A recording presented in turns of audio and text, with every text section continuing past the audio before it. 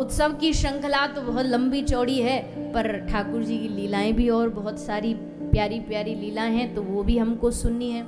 तो इसलिए आगे के प्रसंग में प्रवेश करेंगे। अब जब नंद महोत्सव हुआ तो सारे देवता पधारे, शंकर जी भी पधारे, पर वो धक्का मुक्की में ने ठीक से दर्शन नहीं हो पाए। तो भोलेनाथ जी को लगी कि अब ने तसल्ली में जाएंगे, आराम से जाएंगे और आराम से दर्शन करके आएंगे। तब श्री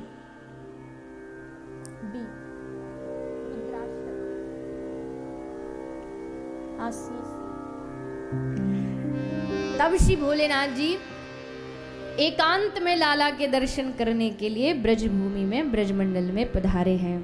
पर आप तो सब जानते हैं, कथा सुनते रहते हैं, भोलेनाथ जी का स्वरूप बड़ा, गले में सांप, मुंडों की माला, बागंबर धारण किए, भस्म लेपे हुए, बड़े बड़े देख के कांप जाए भोलेनाथ जी को। सो महाराज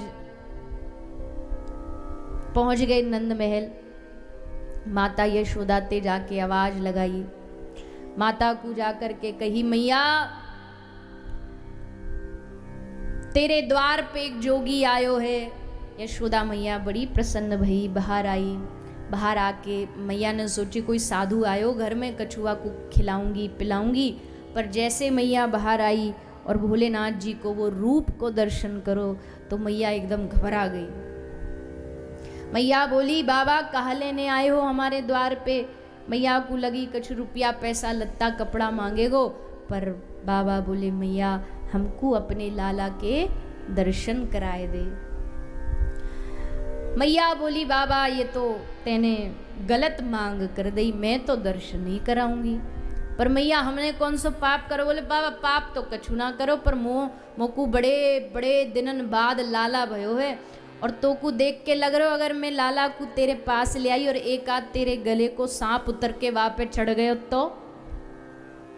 सो बाबा मैं नहीं दर्शन कराऊंगी। भोलेनाथ जी से कहकर के मैया भीतर चली जाती हैं, बड़ी जिद करती हैं कि हम दर्शन नहीं कराएंगे। तब भोलेनाथ जी ने ठाकुर जी से निवेदन किया। हरि और हर की बहुत पुरानी दोस्ती है, पक्के वाले यार हैं दोनों। शंकर जी कहते हैं जो राम जी से द्रोह करेगा वो हमारा प्रिय नहीं, राम जी कहते हैं शिव द्रोही जो होगा वो हमको प्रिय नहीं है। दोनों की इतनी घनिष्ठ मित्रता है। तो भोलेनाथ जी ने ठाकुर जी को कही, अरे हद हो गई, ये भी कोई यारी है? ऐसी होती है यारी कि यार इतने दूर से तुमसे मिलने आए और तुम भीतर छुपे बैठे हो, आओ ना बाहर। तो ठाकुर जी हंसने लगे। भोलेनाथ जी से कहा, सचमुच ही भोले हो आप? अरे नहीं, ये तो देख लो हमारी उम्र क्या है, 4 दिन के हुए हैं अभी, कैसे आ जाएं बाहर? कुछ चमत्कार थोड़ी कर देंगे, पांव पे भागे भागे दौड़ते दौड़ते आ जाएंगे। ने आते थोड़ी टाइम लेके आते, हम 1 आध साल के है जाते, चलनो सीख जाते तब आते, तो कम से कम खुद तो बाहर आ जाते आपसे मिलने। अब क्या करें बताओ आप, कोई रास्ता ही नहीं हमारे पास। भोलेनाथ जी बोले, ऐसा हो सकता है कि तुम्हारे पास कोई रास्ता ना हो? अरे प्रभु ऐसे कठोर मत बनो। हम जानते हैं ये अवतार आपका लीला करने के लिए हुआ है, कोई नाटक कर दो, कोई भी नाटक कर दो जिससे हमारा मिलन हो जाए। तो ठाकुर जी बोले, चलो सोचते हैं कुछ उपाय। और तब ठाकुर जी ने उपाय सोच करके एक लीला आरंभ की। भगवान ने जोर जोर से क्या किया? बोलो ना जोर से। जोर जोर से रुदन, रोना आरंभ किया। और जोर जोर से ऐसे रोए महाराज, सबरे गली में हल्ला मचा दियो। इतने चीख चीख के रोए। मैया यशोदा घबरा गई कि आज का है वो छोरा को, ऐसो तो यू कभी रोयो नहीं। अब जो नयो नयो घर में बालक पैदा हो ना, तो आस पड़ोस की मैया ने ज्यादा ज्ञान देने आ जाए कि छोरा को ऐसे चुप करो वैसे चुप करो। तो यशोदा मैया को एक गोपी सिखा रही है, मैया लाला को दूध पिला दो, दूध पिला दियो, वो खिलौना दे दो, खिलौना दे दियो, झूला पे झूला लो, झूला पे झूला लियो, सब काम कर लिए मैया ने। पर ठाकुर जी जो ना जो चुप हो। तो कोई सखी बोल रही है नजर लग गई है, कोई सखी कछू, कोई सखी कछू। मैया ने सबरे उपाय करे, अंत में एक ने थोड़ी सी समझदार सी सखी आई और आके बोली मैया नजर नहीं लगी तो का भयो? बोले मैया तेरे छोरा पे भूत चढ़ गए। अरे राम राम राम राम, अब कैसे उतरेंगे? गोपी बोली या के निया तो एक एक्सपर्ट चाहिए, भूत उतारने को ऐसी के थोड़ी है, जाकू अनुभव हो, एक्सपीरियंस हो, ऐसो कोई एक्सपर्ट चाहिए। तो भैया ऐसो एक्सपर्ट कहाँ ते मिलेगो? गोपी बोली वैसे तो पतो ना, पर एक बाबा जी बैठो बाहर। जब मैं अंदर आई, लंबी लंबी जटा, कमंडल लिए भये, कछु ऐसो ही लग रहे हो है कि कछु तंत्र मंत्र जाने हैं। मैया बोली खबरदार वाको नाम लियो तो, वाकू तो मैंने पहले ही कह दी दर्शन नहीं कराऊंगी लाला के। गोपी बोली नाना मैया अभी या समय में बहस करने को समय नहीं, लाला को चुप कराओ कैसे भी, मैं पूछ के आ रही हूँ। गोपी भाग के गई, बाबा ते पूछी बाबा तुमको भूत उतारने आवे? बाबा बोले डिपेंड करता किस पे चढ़े हैं,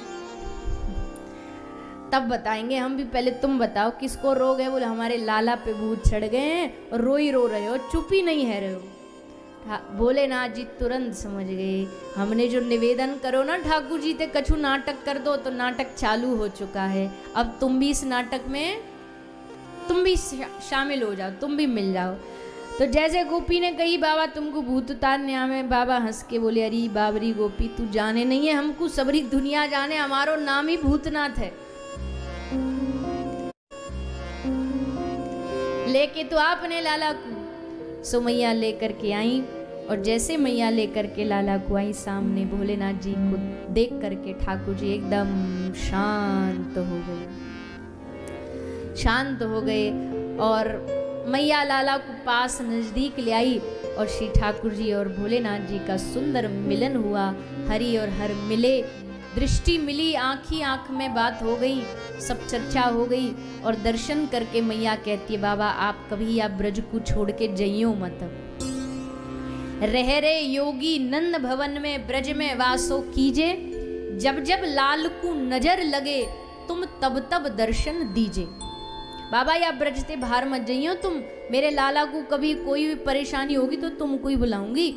तो भोलेनाथ जी ब्रज में ही वास करने लगे। आज भी भोलेनाथ जी ब्रज में ही रहते हैं। गोपेश्वर महादेव, आसेश्वर महादेव, कामेश्वर महादेव, चक्रेश्वर महादेव, चार महादेव हैं ब्रज के चार कोने में।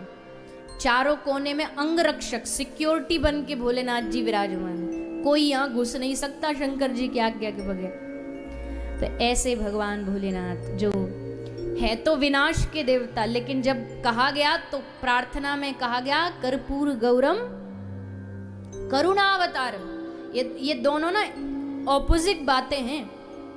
संहार करता कभी भी करुणावान नहीं हो सकता, एक दूसरे की विरोधी बातें हैं। पर शंकर जी के साथ ये दोनों विरोध, शंकर जी के साथ तो सारे विरोध एक साथ आगे मिल जाते हैं।